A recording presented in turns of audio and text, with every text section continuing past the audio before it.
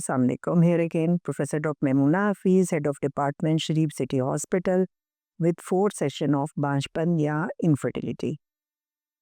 इसमें हमने बताना है treatment plan tailored and cut according to each and every patient. तो ट्रीटमेंट प्लान में सबसे पहले जो है वो बार बार जैसे मैं पीछे भी स्ट्रेस देती रही हूँ, healthy physical and sexual habits, weight reduction दोनों के लिए, क्योंकि ऑपोजिट हो जाते हैं. मेल जो है फीमेल बन जाती है और फीमेल जो है वो मेल बन जाता है. ये मैं समझाने के लिए एक बात कर रही हूँ. वो आप देखेंगे भी कि जो आपके इनफर्टिलिटी के पेशेंट हैं दे आर लाइक दैट. तो वेट रिडक्शन, तो इसमें कैलोरी एडवाइस, डाइट एडवाइस, इसमें आप डाइटिशियन को इंक्लूड कर सकते हैं. एक्सरसाइज के लिए उसको प्लान्स बता सकते हैं, कैलोरीज बता सकते हैं कि 1500 कैलोरीज अगर ओबीस है तो 1500 कैलोरीज से ज़्यादा न ले, फाइबर ले, कार्बोहाइड्रेट कम ले, प्रोटीन्स ले. तो इससे उसका मोस्ट लाइकली वेट रिडक्शन हो जाएगी. और अगर नहीं तो अपनी एक्सरसाइज और इसको टेलर करे. जिसको कम की ज़रूरत है उसको हम 1800 कैलोरीज भी दे सकते हैं. जो 20 हैं, मॉर्बिडिटी में फॉल कर रहे हैं, वो ओबेसिटी में फॉल कर रहे हैं, वो मॉर्बिडिटी अदर मॉर्बिडिटीज़ भी करती है लेकिन इनफर्टिलिटी भी करती है, तो उसको हम 1500, 1800, 2000 उसी तरह एडवाइस कर सकते हैं. लेकिन मेन ऑब्जेक्टिव ये है कि carbohydrate, Fiji drink, process food जो है उन सब को अवॉइड किया जाए.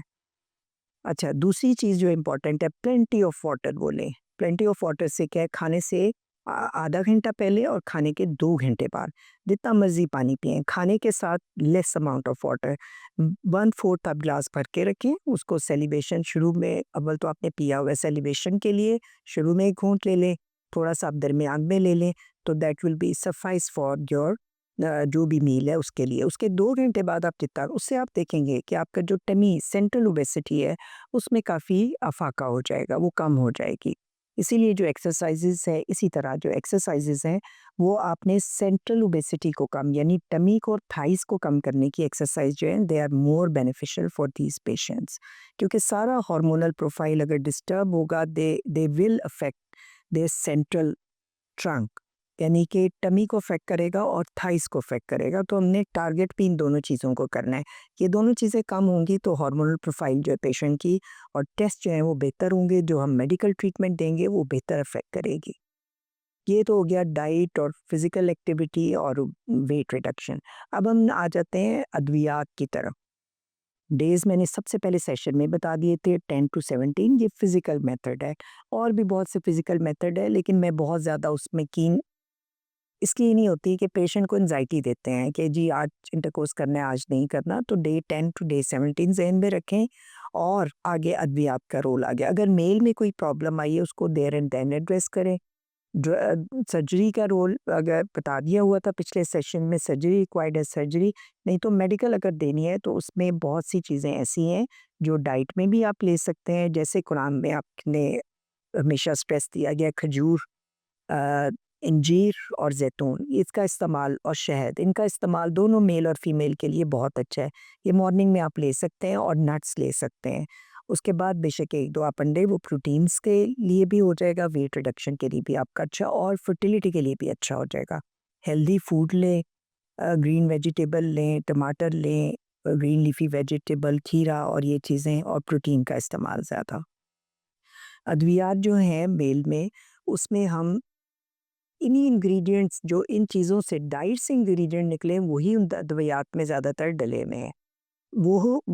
हम एडवाइस करते हैं. और साथ स्पर्म नंबर को इंक्रीज़ करने, उसकी मोटिलिटी को, उसकी स्ट्रेंथ को इंक्रीज़ करने के लिए अद्वियात दे देते हैं.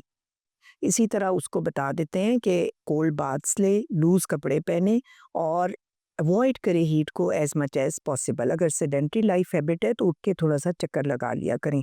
और घर में बिल्कुल जैसे हमारा देसी लिबास है, शलवारें, और जो गांव में लोग हैं उधर इनफर्टिलिटी और रीज़न से हो शायद ज़्यादा, लेकिन ये है कि जो हीट जो है वो तहमत जो बांधते हैं, अब तो खैर उधर भी कम हो गई है. That is the best thing कि उनको एयर सर्कुलेशन रहे उनके जेनिटेलिया के अराउंड. ये हो गया मेल का, मेडिसिन का भी हो गया. अब फीमेल है, उसमें हमने एड्रेस करना है cause. Again we have told you before कि अगर उसकी ट्यूब्स बंद हैं वो ठीक हो सकती हैं या नहीं हो सकती. एंडोमेट्रियोसिस है तो उसको रिमूव करें, फाइब्रॉइड है तो उसको रिमूव करें. अंडे नहीं बन रहे पीसीओडी की वजह से नहीं बन रहे तो उसकी वो चीज़ें एड्रेस करें, ग्लूकोफेज देना होता है और कुछ एक दवाई इनोसिटोल है वो देनी होती है, साथ में ओवुलेशन इंडक्शन।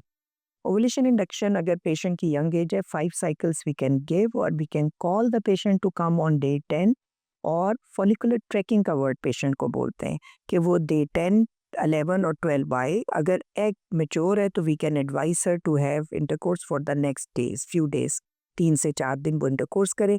उसके बाद जो है हम डे 21 पे प्रोजेस्ट्रॉन अच्छा दे देते हैं ताकि उसको जो हार्मोनल जो इम्बैलेंसेस है उनको थोड़ा सा स्ट्रेंथन करने के लिए।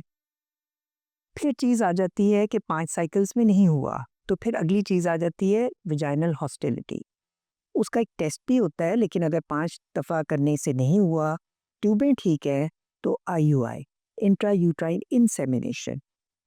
इसमें क्या होता है कि स्पर्म्स को प्रोसेस करके जो रहम है उसमें रख दिया जाता है और रखना कब है वो इसी तरह फॉलिकुलर ट्रैकिंग से आइडिया लगा के पेशेंट को एक इंजेक्शन दिया जाता है जिससे कि फॉलिकल रप्चर करता है। याद रखें नेचुरली भी रप्चर करते हैं, अल्लाह मियाँ ने सारे बच्चे इसी तरह पैदा किए हैं, लेकिन ये वो चीज़ें हैं जो कि फिट कंसीव नहीं कर पा रहे तो उनको हम ये एक टू मेक श्योर कि एग रप्चर करे, क्योंकि पॉलीसिस्टिक ओवरीज जो होती हैं उनमें जो उसकी सराउंडिंग जो कैप्सूल है वो थिक हो जाता है, उस वजह से रप्चर नहीं होते।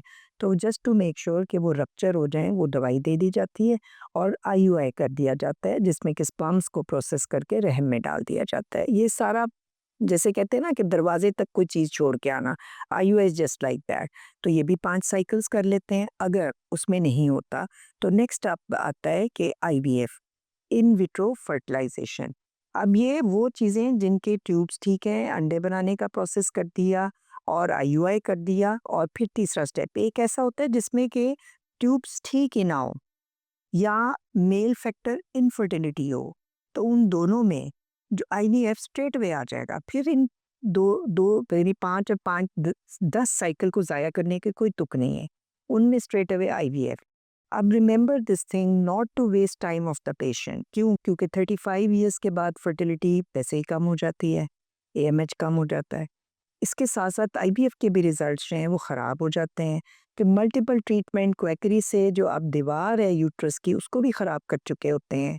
तो जो रिजल्ट्स हैं, आउटकम्स हैं वो एक्सपेक्टेड जो हैं वो नहीं आएंगे। तो इसलिए ये हमेशा याद रखें और हमेशा देख के समझ के अच्छे आईवीएफ सेंटर में जाएं ताकि आपके जो चांस ऑफ सक्सेस है वो बेहतर हो सके।